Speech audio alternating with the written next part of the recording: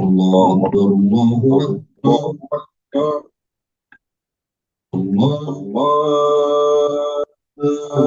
الله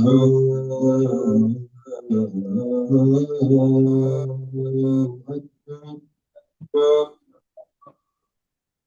أشهد أن لا إله إلا الله أشهد أن لا إله إلا الله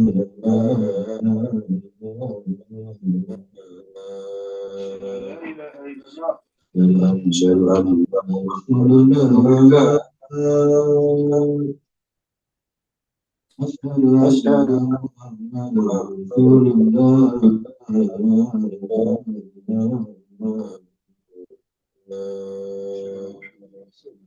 حي على الصلاة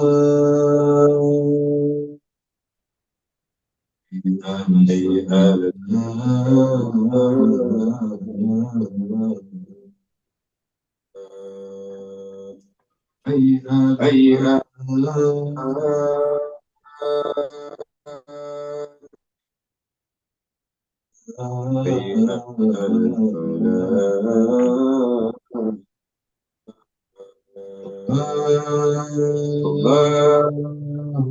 أكبر الله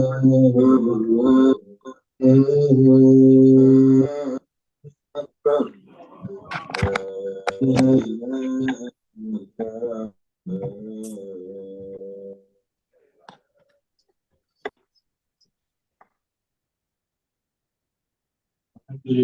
الحمد لله رب العالمين. هو الأول الذي ليس لأوليته ابتداء، وهو الآخر الذي ليس لآخريته انتهاء. أشهد أن لا إله إلا الله وحده لا شريك له، وأشهد أن سيدنا وحبيبنا ورسولنا وقدوتنا ووسيلتنا إلى ربنا محمدا عبده ورسوله. اللهم صل وسلم وبارك على عبدك ورسولك محمد وعلى آله وأصحابه واتباعه وذرياته والتابعين لهم بإحسان إلى يوم الدين. وبعد. My brothers and sisters in Islam, we thank Almighty Allah, the one who has a beginning, and the beginning is not known to anybody except Him.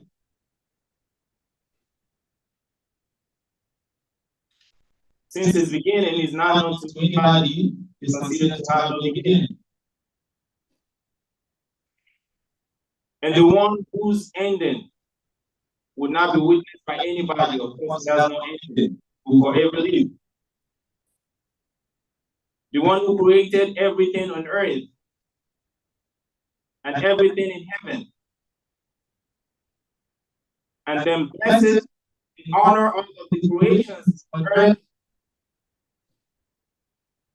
with something they all dread, which is death.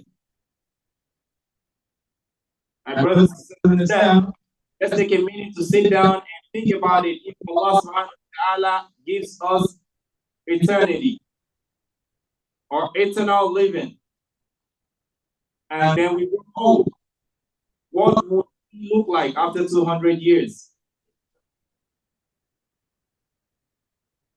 His wisdom in making us come here and then leave is nothing but for life to continue. People come, they leave, and then new people come and then they leave. And that's one of the things that makes this life a beautiful place to be in. No matter how we are, no matter how deficit, no matter how knowledgeable, we will live here one day. It's no more news to everybody. What time will it be? Allah subhanahu wa ta'ala alone knows. So if we all have these background knowledge about the fact that we will live here one day, and then we know that whatever we do here will make us end up in one place, either Jannah or now, either Jannah or hell, then definitely we all know the reason why we are here. May Allah subhanahu wa ta'ala make all of us adherents of Jannah. But there is one thing that is in between living on earth and going to Jannah that we know about or we seem to be forgetful about every second or every minute. And that is the abode or the room or the house that we will live in. That little short-lived apartment that we will live in before Allah subhanahu wa ta'ala calls everybody for himself. And that is our faith. As small as it is a sole determinant of how easy our accountability would be. As small as it is, if a Muslim, inshallah, enjoys in it, then that will tell such Muslim who fasts what his akhirah will be like. Definitely we end up in Jannah, where we all live and then we don't die, we don't do all these things that we do that make life miserable. Ibadallah, definitely is an abode, that short-lived apartment. الكل يدخله ويسكنه الصغير والكبير والمريض والصحيح والضعيف والقوي والفقير والغني.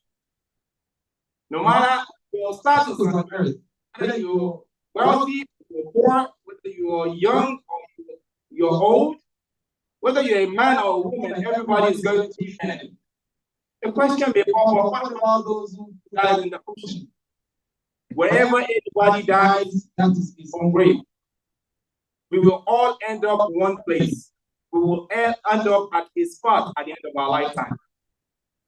And this spot where we end up, whether that person gets a befitting burial or he does not get a befitting burial, that spot wherever is the part of his body ends, that spot is the major determinant in what is happening after the life.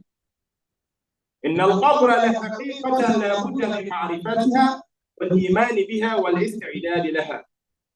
Our grave, my brothers and sisters in Islam, is a reality. This reality we cannot shy away from. We cannot pretend not to know it. Not only knowing it, not only learning about the reality, but also believing in it. Because majorly, when we talk about the grave, a very straight question that anybody would ask, especially those who might want to make a jest of it, will be,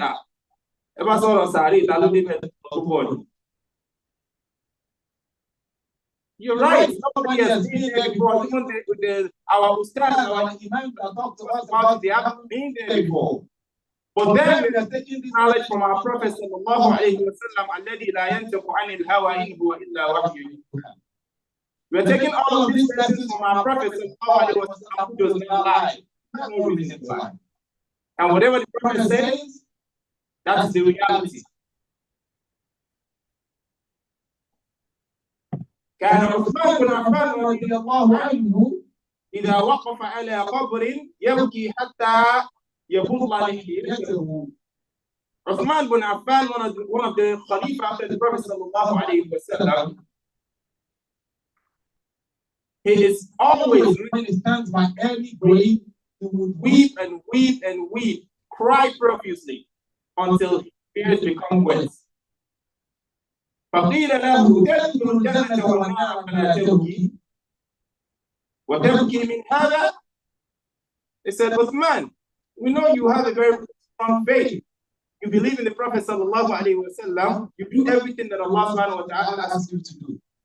And then you remember this, just this very short, very small abode, very small thing that you will be in when you die. Of course, you're sure Jannah is sure for you. So what's making you cry? You remember Jannah, you don't cry. remember hell, you don't cry. Why are you crying from this grave? Then Uthman bin Affan will tell them, says,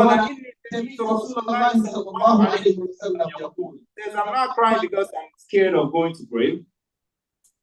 Of course, if you do everything that Allah subhanahu wa ta'ala asks you to do as much as you can, and then you leave everything to Allah. Some say, I'm not crying from the grave. I'm crying because I had the Prophet sallallahu alayhi wa sallam say, Al-Qabru awwal manazil al-akhirah. The Prophet said, you see that grave? That little thing that when they put you in there, you will not fill it up. Despite all of the big mansions on earth, that little space is the first step that every human will go through after the death. But in that, the Prophet ﷺ says, whoever succeeds from all of the processes that they will go through in that little space, every other thing that they have to go through after leaving that grave, when they will give account of everything they did on earth, everything will become easy. The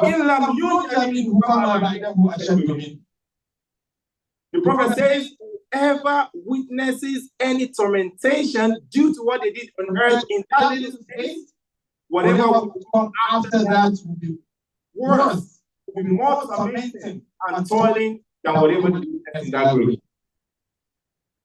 And this is the reason why we have to take it on very big importance. And when we are talking about the grave, we think about, Shebo. It's possible for a Muslim to go through tormentation in that grave without associating partner with Allah, with all of the little things that we do that we overlook. May Allah subhanahu wa ta'ala protect us from all of the evils. Ibadallah, in adab al-qabr haqqun, you see the tormentations of that grave. Haqqun is reality. When haqqun, all of the enjoyments in it, as we are being told by Prophet Muhammad sallallahu alaihi wasallam, haqqun. There is no doubt about it, it's going to happen. We could think about it like, okay, but if all of those people that have been buried are being tormented, are being punished, we should hear them cry. It's possible for you to bury somebody today and then you open the grave up and speak. It's fine. No matter how evil that person happens to be, no matter how much of bad things that person has perpetrated while he was alive, you still open it, you still be just the way you bury him. My brothers and sisters in Islam, the Prophet ﷺ told us that Allah subhanahu wa ta'ala protected us from hearing their scream, but then all of the animals can hear the scream. The Prophet says, if Allah gives us the opportunity to hear their screams when they are being tormented and punished, we will all fall down dead and will become unconscious. Then we wake up again and somebody else will fall down and be unconscious again. Alhamdulillah Rabbil Alameen. Allah has given us so much honor.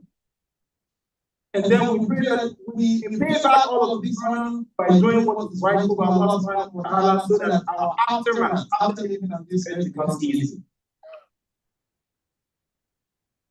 When a Muslim is first buried in a suburb, we all know all of the questions that he would be asked. We have all heard that Imam talk about it time without number. And that is why we still give them a form of review, a form of a reminder when we bury them. We call their names and then we tell them the answers again. Because once we bury them, we are the ones who think they are completely gone. They can see us. They can see everybody who was visiting them. We are the ones who cannot see them. That's why we try to remind them. We call their names. Remember what your needs while you're on earth. That Allah subhanahu wa ta'ala is your Lord. The Prophet was your Rasul. Kaaba was the place that you would face when you would pray when you were on earth. And that Islam was your religion. My brothers and sisters in Islam, if somebody gets diseased, is being visited by the angels, and is being asked this question, and is successfully able to answer those questions. Alhamdulillah Rabbil Alameen. Allah subhanahu wa ta'ala will say, "Qad sadaqa abdi." My servant has spoken the truth. Who was your Lord? My Lord was Allah subhanahu wa ta'ala. I didn't worship any other Lord except Him. Allah says, my servant has spoken the truth. Who was your prophet? Muhammad sallallahu alayhi wa sallam. He has spoken the truth. What religion were you worshiping? What religion were you accept to worship Allah? You would say Islam. Allah will say you have spoken the truth. All of the questions, Allah will say the same thing. And then what comes afterwards? Allah will tell the angels, Allah will say, prepare a space for him in Jannah. Immediately. This has nothing to do with his whether he has given an account of what he did on earth or not. Already, Allah will tell the angels, prepare a space for him in where? In Jannah. Not only that, once you're done preparing the space, open Al-Jannah for him to see. Not only that, all of the words that the people of Jannah will put one on him.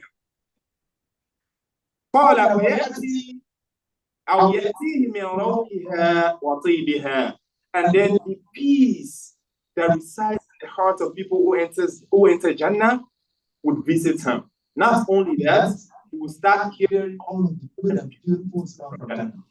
May Allah subhanahu wa ta'ala help us as part of them.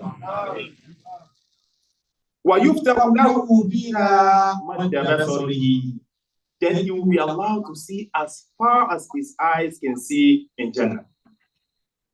My brothers and sisters in Islam, on the other hand,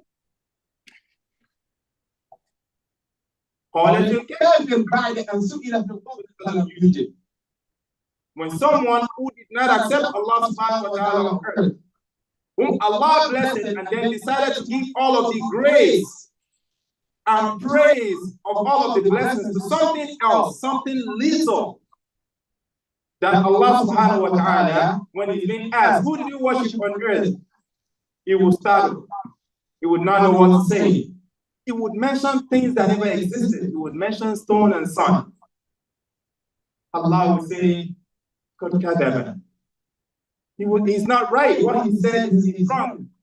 What religion were you worshiping? Ogun lo ń bọ̀, ọya lo ń bọ̀, omi lo ń bọ̀ láwọ̀ Ọlọ́run. Ọlọ́run ni irọ́ ló pa, lied. But after the shoe in hell, create him a space in hell, and be shoe in hell. Put in on him some of the clothes that are prepared from thorns that I will put in the name of those in hell. Put it on him. Not only that, open the door of hell for him to see where he's going to end up. The heat of hell will start visiting him. Then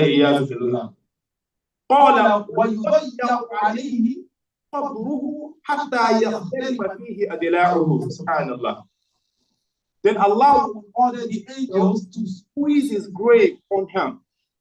Keep squeezing until all of his intestines become mixed with his bone and his flesh. You can imagine the level of that crush. Even somebody who's being crushed by a trailer will not be as messed up as that. May Allah subhanahu wa ta'ala protect us from it. A lot of things will happen in that little space. If we keep mentioning it, we do not want to bother us with all of that. We are praying our salats. We are giving our zakats. We bear witness that there is no Lord worthy of worship except Allah subhanahu wa ta'ala. All of these still are enough, but not enough to keep us away from the implementation of what we say to pray. We will try to mention some of the things that can get us into this trouble. We will try as much as possible so we can stay away from it. And some of them we cannot completely go away from it because we are human. We will try to mention some of the things we can do to make all of these things completely away from our way. So Allah subhanahu wa ta'ala can accept us, but how long we need to go back to Him. ومن أسباب عذاب القبر One of the things that we do that can actually make some of those tormentation visit us when we pass away.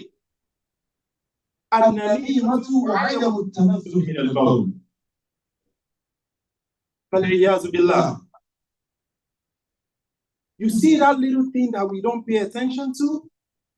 Gossips is the number one thing that can end us up into that same place as that person who did not believe in Allah when it comes to the grave.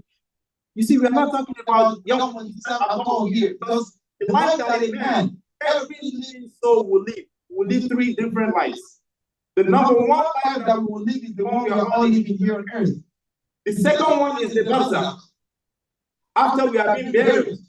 And the third one is the one that we will live after Allah subhanahu wa ta'ala calls everybody up to give an account of what they did. I'll give you an example that will make you know that there is life called that one that will live in the grave. Two persons will be sleeping on the same bed.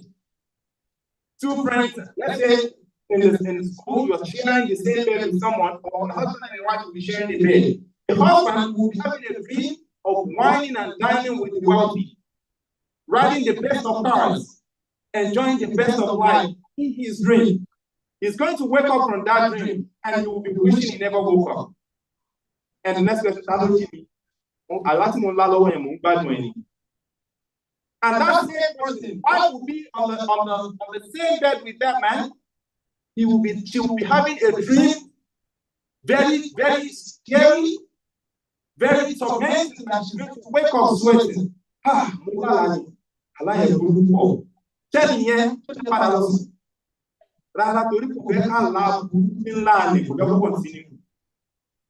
is the same way we will be in that world of barzakh, the one who will live in between here on earth and when Allah subhanahu wa ta'ala will go to Jannah and people hell.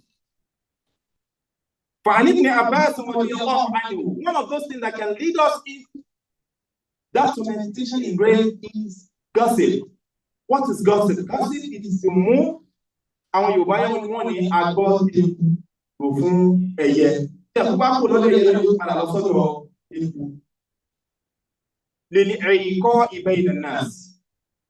ìwọ ló gbọ́ ti A tó sọ fún B, ó sọ ti B náà fún A, kíjà wa lè ṣẹlẹ̀ láàrin A àti tani. Ọgbọ́n kan tó pàtàkì yẹn máa dá sílẹ̀ Yorùbá, ọ̀rọ̀ tí mo fẹ́ sọ fún yìí, lágbájá ni mo fẹ́ sọ̀rọ̀ ẹ̀ fún yín o. Ẹ wà very careful pẹ̀lú ẹ̀ gan-an. Mi lẹ́yìn burúkú ni o, ẹ kàn wà very careful. Ẹ láti kí la tún ní ìdí láti sọ wípé èèyàn burúkú ni ẹni yẹn. That's number one thing. Gossip. Moving information from one person to another in a bad way that could cause risks or disagreement between those two parties. Number two is not covering enough, not caring about our nakedness that we throw it anywhere when we want to urinate. You see how simple it is? That we might not even pay attention to it. Our mothers, the female, kind of, they are safe from this a little bit, but female, because it's easy for you to say, okay, I want to pee now, even if everybody is fasting, I just want to do it. And if the person Ibn Abbas reported that was said by Prophet Muhammad sallallahu alaihi wasallam, says, "Marra Nabi sallallahu alaihi wasallam bi-qabrayn, faqala innahuma la yu'adzaban, wa ma yu'adzaban fi kabiratin." The Prophet sallallahu alaihi wasallam walked past two graves, and he told the Sahaba that you see the people in these two graves, they have been punished right now. And the Prophet told them that their punishment is not because they associated partner with Allah on earth. Their punishment is not because they abandoned Salat. Their punishment is not because they abandoned Zakat.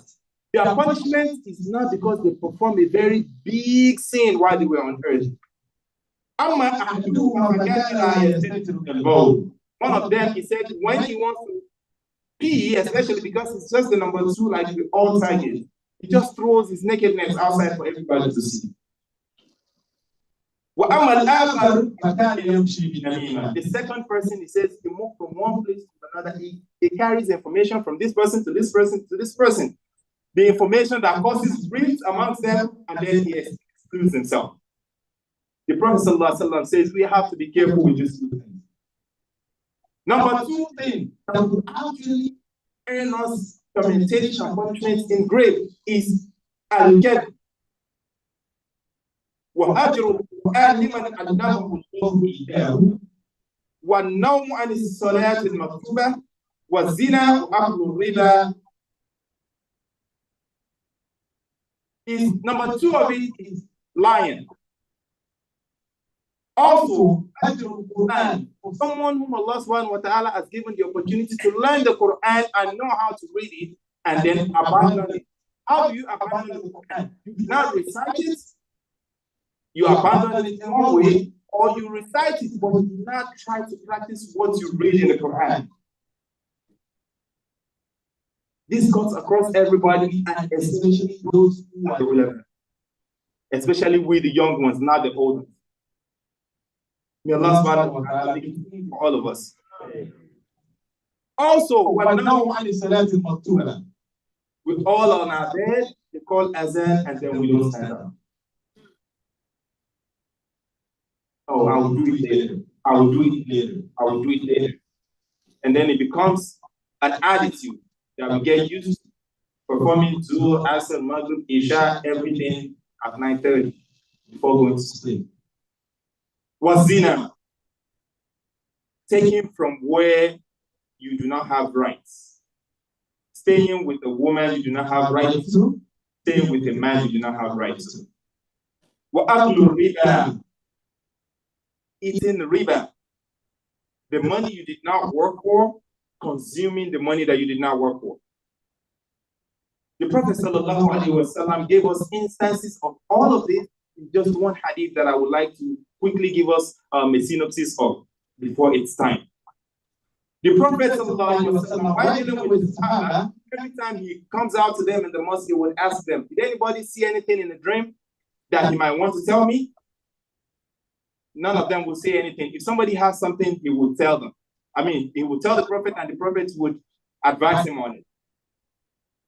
On a night like that, the Prophet ﷺ slept, and then he saw in his dream that he was taken by two angels, and then they took him on a little journey. It's not the Isra wal Mi'raj.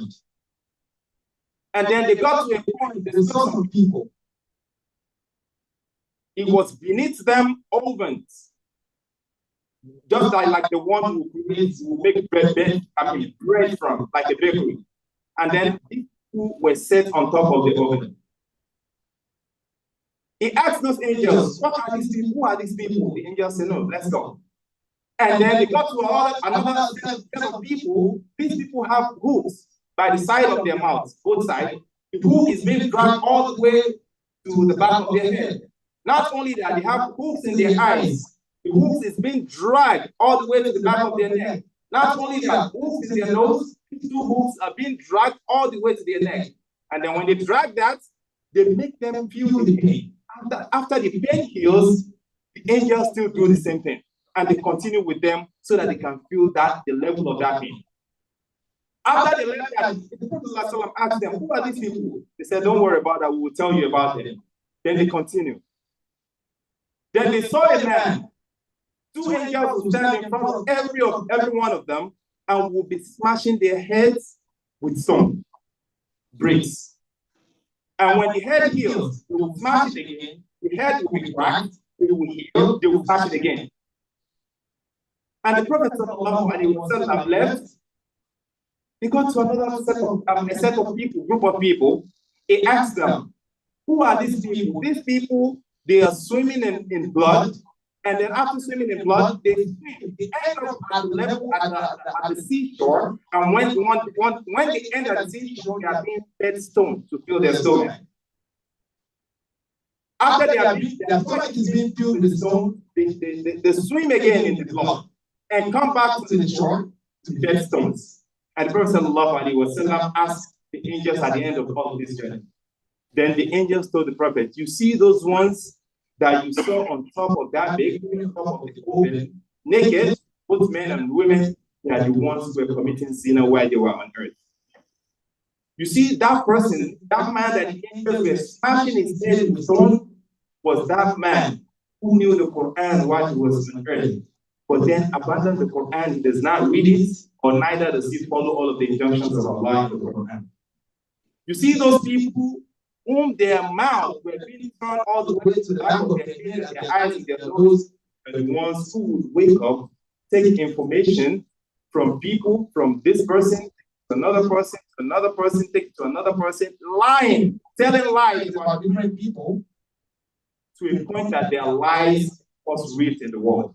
May Allah subhanahu wa ta'ala save us all from the tormentation of the grave and make Akhirah a very easy journey for us. أقول ما تسمعون أستغفر الله لي ولكم واستغفروه إنه هو الغفور الرحيم.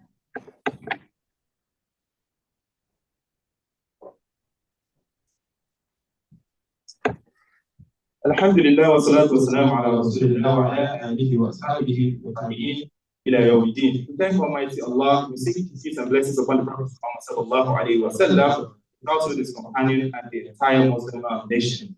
And today, because of time, we're just going to talk about all of the things that can end us up in having a share from the punishment of the grave. Inshallah, in our subsequent khutbah, we are going to talk about the things that we have to start doing on earth to take all of these things away from us. Because if you are saved from one, you are not saved from the other. You are saved from one, you are not saved from the other. Not all of us here say, I have not one time in my lifetime lied. Not one person. So if all of these things, some of them are natural, inherent in our daily activities, then definitely we have to give us solutions that can actually help Allah subhanahu wa ta'ala with all of this shortcoming after we have already taken care of all of the things. One of the things that actually can also earn somebody a punishment in the grave, when you put somebody in the grave, you see all of those weeping and screaming and crying that the family members do after that person is being buried, actually buy that person a new form of punishment in his grave. Every name, every bad name that you call Allah subhanahu wa ta'ala, or every bad thing that you say towards that person after that person has died, because you think you love them and then you're crying and pleading for Allah to take that person will be fed a punishment of that thing that you said when that person gets to the grave. Also, one thing that actually can also buy us a punishment in the grave is al-ghiyya wa nas. For you to go behind people and talk bad behind them in such a way that their honor and everything is being put into water. The Prophet sallallahu alaihi wasallam warns against it. The Prophet says, "Lamma urida marartu biqawmin lahum adfarun min nuhasin يخمشون وجوههم وصدورهم فقلت من هؤلاء يا جبريل قال هؤلاء الذين يأكلون لحوم الناس ويقعون في أعراضها." The Prophet ﷺ said, when Angel Jibril took me on the journey on Isra wal Mi'raj, I was taken past a group of people whom their nails were very long and was made from copper. These people were tearing their own faces and their own body and chests. And I asked Jibril, who were these people? Jibril told me these are the people who talk bad about people behind them, and then they put their honor into shadow while they were praying. We pray that Allah subhanahu, inshallah, Allah will permit every khutbah, or when Allah permits us to be here again, we'll talk about all of the solutions, how we can actually stay away from all of these things, and what we can recite at every point in time for Allah subhanahu wa ta'ala to take this away from us. We pray that Allah make our grave, our life, first of all, Allah make it easy. Our grave, may Allah make it easy. And the day of Qiyamah, may Allah make it easy. We pray because He is the only one whom we can actually seek His blessing and His rahmah and His mercy. May Allah make everything easy on us. وَصَلَّى يَا اللَّهُ عَلَىٰ خَيْرِ النَّاسِرِينَ وَابْتَلَنَا فَإِنَّكَ خَيْرُ الْفَاتِحِينَ وَاغْفِرْ لَنَا فَإِنَّكَ خَيْرُ الْغَافِرِينَ وَلَا حَوْلَ وَلَا قُوَّةَ إِلَّا بِاللَّهِ الْعَظِيمِ. عباد الله إن الله يأمر بالعدل والإحسان وإيتاء ذي القربى وينهى عن الفحشاء والمنكر والبغي